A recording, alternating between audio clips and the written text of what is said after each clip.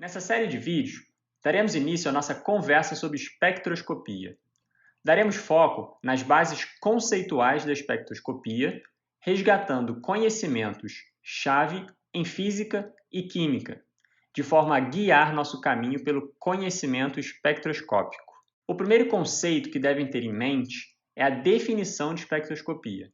Estaremos falando aqui da ciência que estuda a interação da radiação eletromagnética com a matéria. Matéria esta que temos interesse de melhor compreender. O campo da espectroscopia é muito amplo e suas aplicações das mais diversas. Na área de ciências da vida, por exemplo, podemos utilizar diferentes tipos de espectroscopia para compreender o comportamento de proteínas, ácidos nucleicos, além de pequenas moléculas orgânicas. Na engenharia de materiais, a espectroscopia pode ser utilizada na avaliação de materiais de interesse tecnológico, como a produção de sensores ópticos, detecção de poluentes, composição de etanol, no desenvolvimento de baterias mais eficientes, entre diversos outros exemplos. Uma compreensão saudável sobre espectroscopia exigirá conhecimentos de física, química e matemática sólidos. Mas não se preocupem, tentarei resgatar os conhecimentos necessários nessas áreas, fundamentais para fazer a jornada seguir tranquila. A história começa com Max Planck e a teoria da mecânica quântica. Já começou falando difícil. Não, mas calma.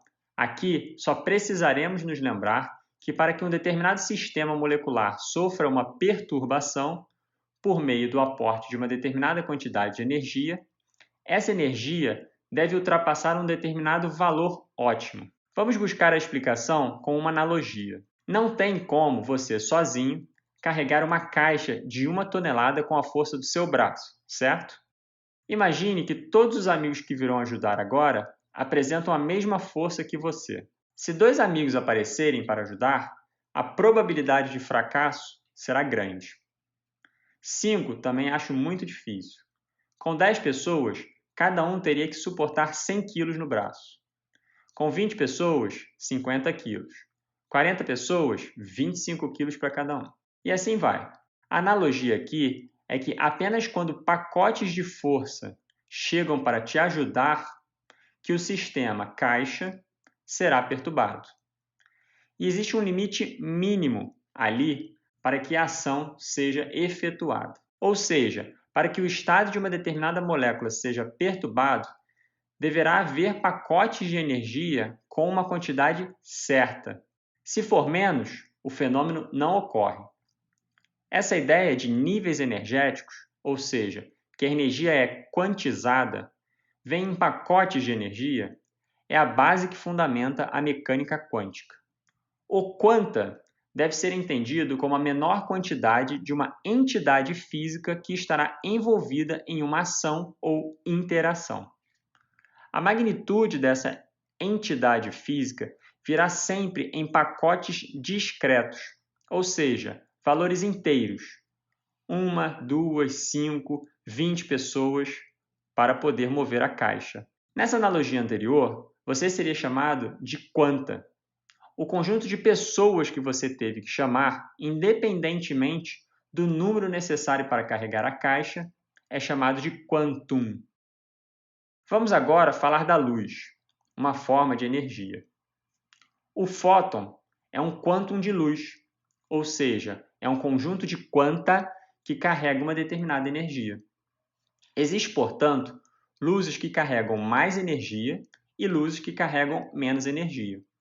Os fótons com maior quantidade de energia são aqueles representados por ondas eletromagnéticas que apresentam menor comprimento, o famoso parâmetro comprimento de onda. De forma mais genérica, vamos então chamar que a luz é uma radiação eletromagnética composta por fótons. Agora, outro conceito.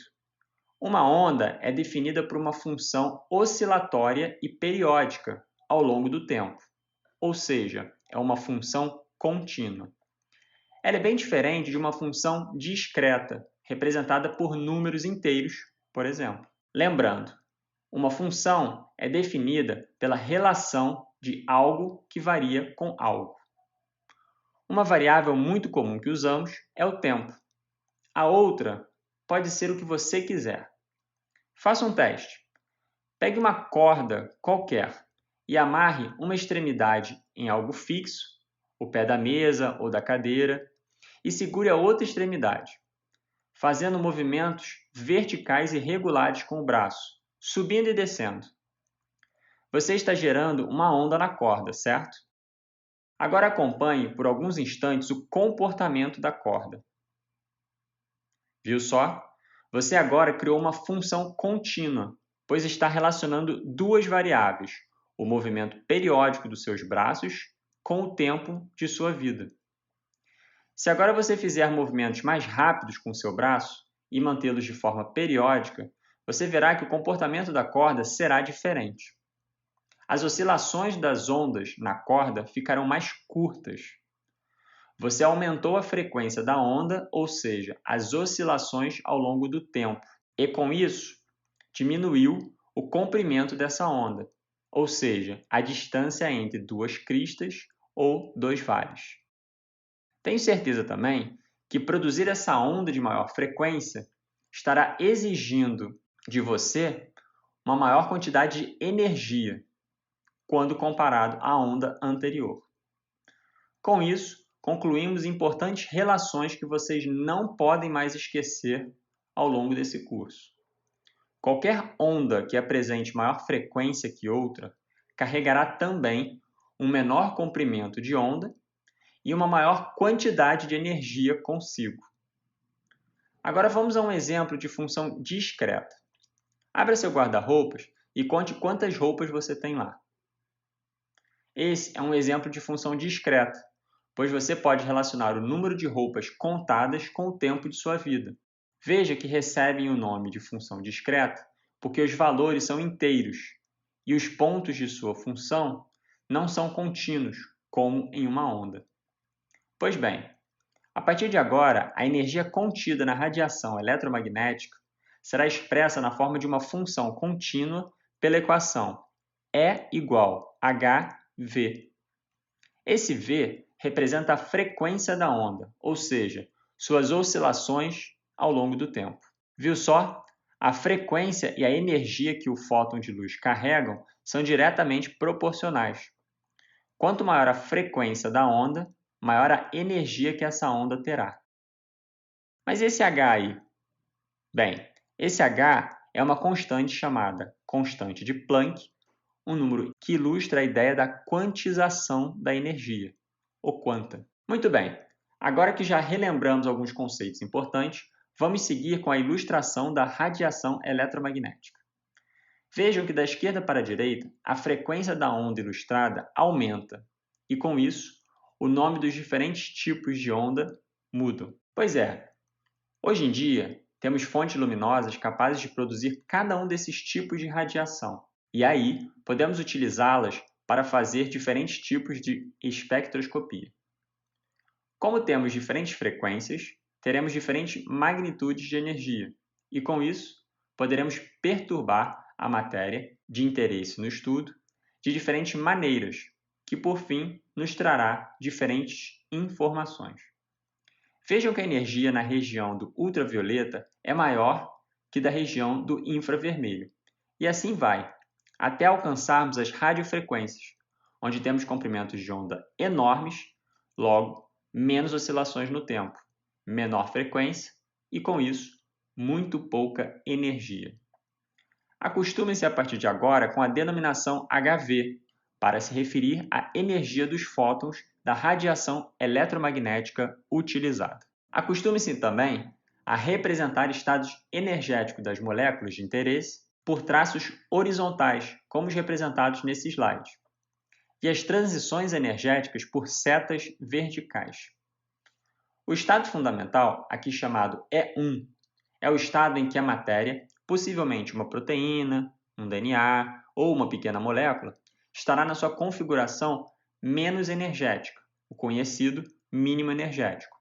Logo, a sua configuração mais estável. Iremos tratar de dois tipos de espectroscopia. A primeira é a espectroscopia de absorção, onde uma determinada molécula em estudo irá absorver certa quantidade de energia referente à radiação eletromagnética incidida nela. Em outras palavras, o pacote de energia que essas ondas carregam será suficiente para perturbar essa molécula de alguma forma, promovendo alterações em sua estrutura química e levando a molécula para um estado mais energético, aqui representado por E2, o também chamado estado excitado. O tipo de alteração estará relacionado, obviamente, à quantidade de energia que essa onda carrega, e veremos isso em instantes. O outro tipo de espectroscopia que estudaremos é a de emissão, onde essa molécula, passado determinado tempo no estado excitado E2, retornará a seu estado fundamental mais estável, E1, e com isso irá liberar um outro pacote de energia na forma de fótons. Energia esta que teremos equipamentos especializados para capturar e analisar. Agora, como ocorre essa perturbação de uma molécula por conta da interação de ondas contendo determinada quantidade de energia? Bem, acontece que existe uma condição específica para que essas transições energéticas ocorram, o que chamamos de condição de ressonância. Se essa condição de ressonância não for atingida, não haverá absorção de energia para promover as transições químicas na molécula. Sua estrutura se manterá, então, inalterada. A condição de ressonância estabelece que só haverá transição energética de um estado para outro se a energia que separa esses dois estados na molécula, ou seja, a variação de energia entre os dois estados, ou o delta de energia, representado pelo triângulo à esquerda do E na equação, for exatamente igual à energia contida na radiação eletromagnética incidente. De posse dessa informação, já conseguiremos concluir que, se temos como incidir radiação eletromagnética de diferentes energias em moléculas, e que a quantidade de energia dessa radiação deve ser igual à energia necessária para que a transição ocorra, logo, dependendo do tipo de radiação que utilizarmos, poderemos promover diferentes transições energéticas nas moléculas. Se usarmos radiação que carrega mais energia, promoveremos transições que apresentam barreiras maiores entre o estado fundamental e o excitado, e a recíproca se mantém verdadeira. E é exatamente isso que ocorre. As principais faixas de radiação eletromagnética que utilizamos para perturbar moléculas são o ultravioleta, o visível, o infravermelho, as microondas e a faixa de radiofrequência, citadas aqui em escala decrescente de energia. A implicação disso é que diferentes tipos de transições moleculares poderão ser alcançadas com esses diferentes tipos de radiação. Por exemplo, a radiação no ultravioleta está na faixa de energia capaz de promover transições eletrônicas, ou seja, a energia é suficiente para que possamos perturbar a distribuição dos elétrons em seus orbitais moleculares. Veremos isso mais a fundo nas próximas aulas. Uma aplicação da espectroscopia no ultravioleta, ou simplesmente UV, é a fluorescência, um tipo de espectroscopia de emissão.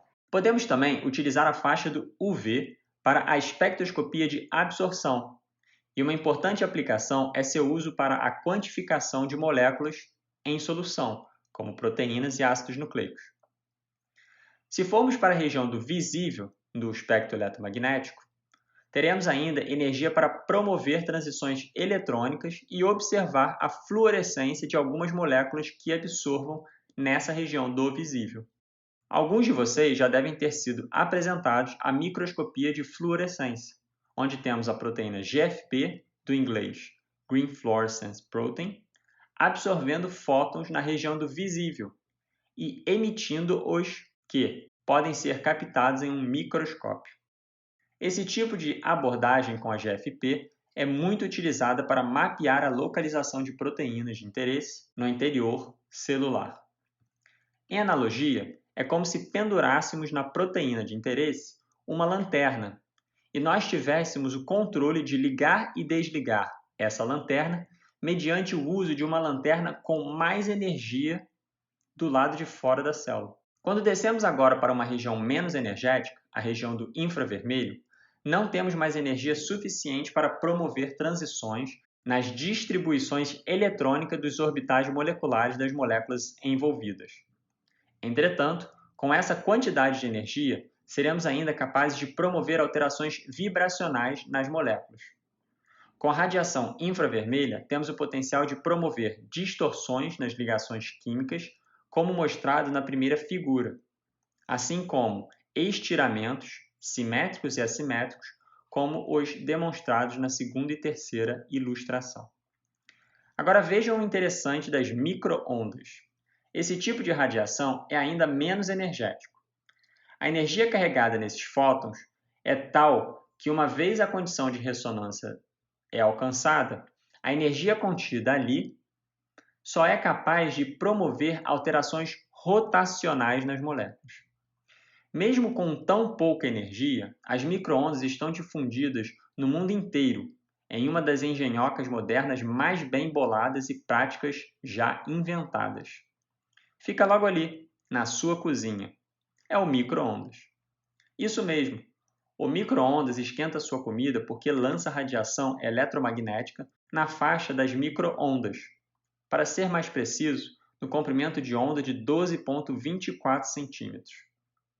Agora vejam, algum cientista aí já parou para pensar como que as micro-ondas esquentam a sua comida? Acontece que, apesar das micro-ondas terem pouca energia, qualquer radiação eletromagnética é formada por um campo elétrico e um campo magnético oscilatório. Dessa forma, se tivermos uma molécula polar, haverá algum tipo de interação com esse campo elétrico oscilatório, e é aí que está a origem da perturbação. E mais, as moléculas de água apresentam essa natureza polar. A maior eletronegatividade do átomo de oxigênio na molécula de água acaba por atrair a nuvem eletrônica dos hidrogênios mais próximo para o átomo de oxigênio, gerando o que conhecemos por uma carga parcial negativa maior na região próxima ao oxigênio e menor próxima dos hidrogênios. É como se, com o passar do tempo, os elétrons estivessem frequentando mais as redondezas do átomo de oxigênio do que as redondezas dos hidrogênios. Quando isso ocorre, estamos diante de um dipolo. Esse caráter de carga das moléculas de água são a base para compreender o efeito das microondas. O que acontece? O campo elétrico das microondas estará constantemente interagindo com esses dipolos da água. Isso fará com que as moléculas de água fiquem rodopiando. É isso mesmo, se deslocando em movimentos rotacionais constantes, de forma a minimizar as forças repulsivas em ambas as extremidades da molécula, por conta da presença desse dipolo. E como essas alterações rotacionais da molécula de água pelas microondas demandam uma quantidade muito pequena de energia, isso é o máximo que as microondas conseguem fazer. Mas o efeito disso é fantástico. Com esses inúmeros movimentos de rotação das moléculas de água, elas acabam se chocando umas com as outras, promovendo a conversão de energia na forma de radiação eletromagnética em energia térmica, ou seja, calor, para esquentar o seu alimento. O que promove o aquecimento do seu alimento, então, são as rotações das moléculas de água no interior da comida. Por um acaso, você já tentou esquentar no micro-ondas uma lasanha esquecida na geladeira? O que acontece é que a superfície desidratada não esquenta tanto quanto o seu interior, que ainda tem uma quantidade de água suficiente para sofrer essas alterações rotacionais. Por fim, vamos ao último tipo de interação de radiação eletromagnética, a radiofrequência. Esse tipo de radiação apresenta comprimentos de onda tão grandes, na faixa de centímetros a metros, e frequências de onda tão baixas que a energia desse tipo de radiação é muito, mas muito pequena. Ainda assim, esses pulsos de radiofrequência são capazes de promover alterações moleculares que envolvem intervalos de energia extremamente pequenos. As transições energéticas ocasionadas pela radiofrequência apresentam o potencial de perturbar os spins nucleares de determinados átomos. Esse tipo de transição está no cerne da espectroscopia de ressonância magnética nuclear, muito utilizada para a determinação de estruturas de proteínas. Bem, pessoal, por hoje é só.